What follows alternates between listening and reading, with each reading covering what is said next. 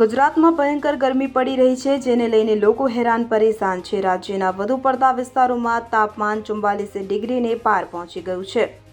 હવામાન વિભાગે રેડ એલર્ટની આગાહી કરી હતી કે જે અનુસાર અમદાવાદમાં 2 દિવસ સુધી ગરમી રહેશે। હજુ રાજકોટ, વડોદરા, અમદાવાદ જેવા મહાનગરોમાં 25 મે સુધી તાપમાન 45 ડિગ્રી રહેવાની ચેતવણી જારી કરી છે।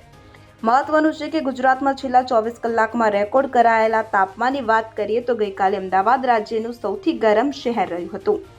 અમદાવાદમાં 46.6 ડિગ્રી મહત્તમ તાપમાન નોંધાયું હતું, તો ગાંધીનગરમાં પણ 46 ડિગ્રી તાપમાન રહ્યું હતું, જેને લઈ સ્વાસ્થ્ય મંત્રાલયે એડવાઇઝરી જાહેર કરી। બપોરની સમયે ખાસ કરીને 12 વાગ્યાથી સાંજે 6 વાગ્યા વચ્ચે લોકોને ઘરની બહાર ન નીકળવા સલાહ આપવામાં આવી છે।